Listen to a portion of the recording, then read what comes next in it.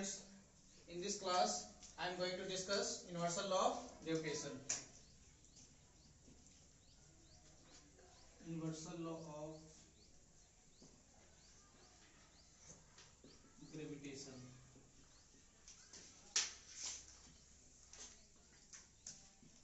इसको हिंदी में बोलते हैं गुरुत्वाकर्षण का सार्वत्रिक नियम।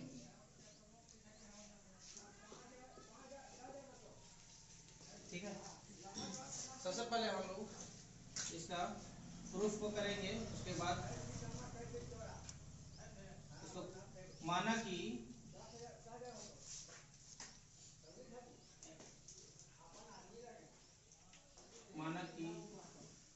दो पिंड जिसका द्रव्यमान क्रमशः m1 एंड m2 है,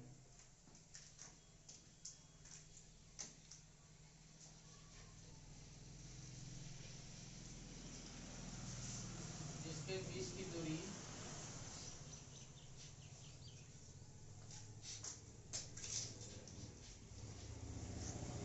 इसको बोलते हैं स्टेटमेंट।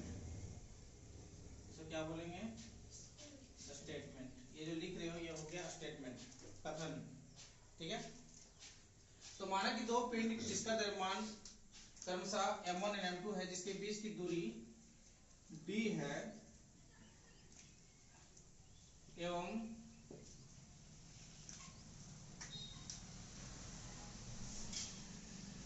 उनके बीच लगने वाला बल, उनके बीच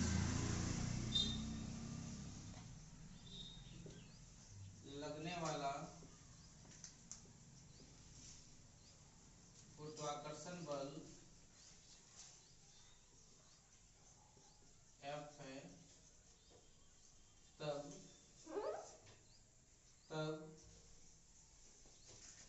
गुरुत्वाकर्षण के सार्वत्रिक नियम से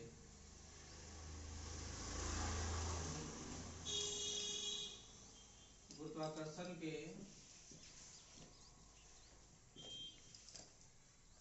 सार्वत्रिक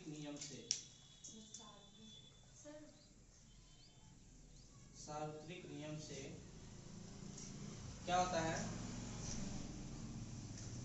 दो वस्तुओं के द्रव्यमान या दो वस्तुओं के द्रव्यमान m1 और f2 उनके गुणनफल के गुणनफल के अनुक्रमानुपाती होता है। उनके बीच जो लगने वाला बल है, गुरुत्वाकर्षण बल है, वो दो वस्तुओं के द्रव्यमानों के गुणनफल के अनुक्रमानुपाती होता है। उस चीज को हम लिखेंगे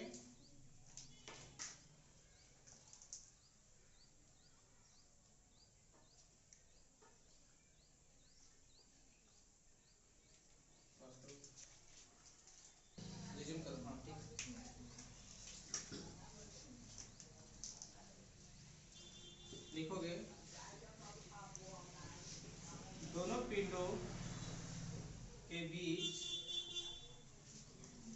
पहले फिगर हम लोग देख लेते हैं। ठीक है, तो पहले फिगर देख लो कि ये कोई वस्तु है जिसका द्रव्यमान है m1, दूसरा वस्तु ये है जिसका द्रव्यमान है m2, इनका सेंटर ये है।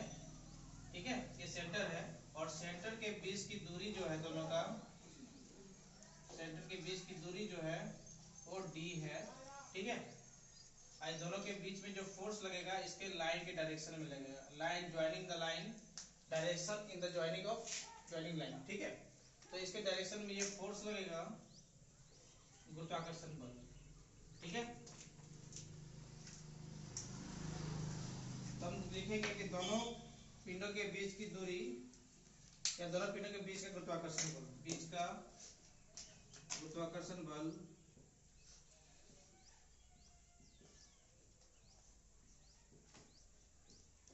दोनों पिंडों के बीच का गुरुत्वाकर्षण बल उनके द्रव्यमानों के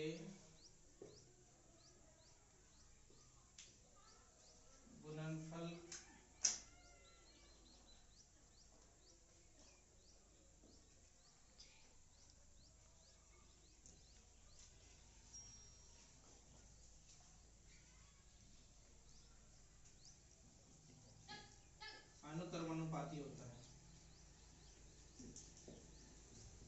अर्थात ये इनके बीच का जो इनका जो द्रव्यमान है, इसका जो द्रव्यमान है मास ऑफ ऑब्जेक्ट ए, अगर ये वस्तु हमें ये ऑब्जेक्ट ए मान लिए, ये ऑब्जेक्ट अगर बी है, तो ऑब्जेक्ट ए का मास m1, ऑब्जेक्ट बी का मास m2, ये दोनों ऑब्जेक्ट जो है ए और बी, दोनों वस्तु जो है ए और बी, इनके बीच जो गुरुत्वाकर्षण बल लगेगा F, ठीक है, एक किस डायरेक्शन में लगेगा, ये इस पर बल इधर की ओर खींचेगा और ये इधर की ओर खींचेगा, तो दोनों एक दूसरे का अपोजिट तरफ जो बल लगाएंगे, ये बल जो होगा गुरुत्वाकर्षण बल, जो फोर्स होगा, ये directly proportional to the masses product of their masses means ये इसका मास m1 और इसका मास m2 दोनों का गुणनफल के अनुक्रमानुपाती होगा, मींस डायरेक्टली प्रोपोर्शनल होगा।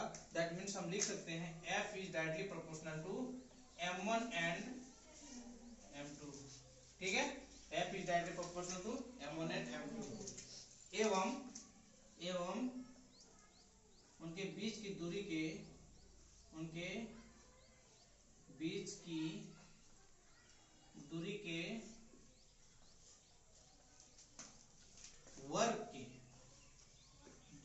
दूरी के वर्ग के व्युत्क्रमानुपाती होता है,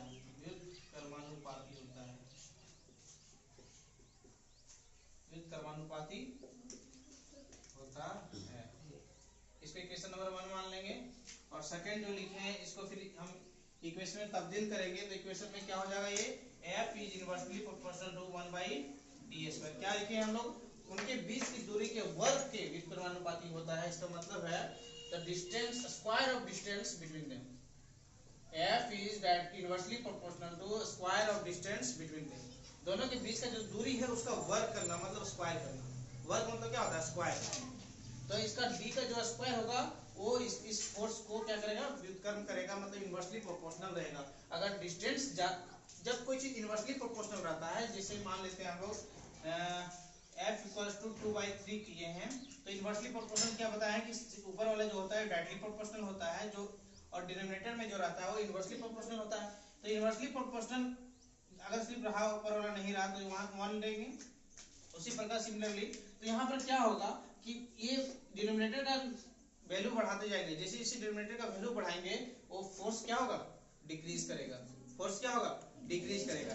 दैट मींस यहाँ पर अगर तुम्हारा d है, d स्क्वायर है, इसका मतलब d का वैल्यू अगर बढ़ेगा तो फोर्स क्या करेगा, डिक्रीज करेगा।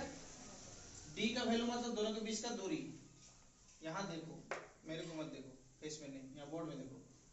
यहाँ पर जो d का वैल्यू है, d का वैल्यू इंक्रीज करेगा तो फोर्स का वैल्यू क्या करेगा, डिक्रीज करेगा। जाहिर सी बात है, क्योंकि ये इनवर्सली प्रोपोर्शनल होता है। That means if two objects are going far, then the forces of attraction between them will be decreases।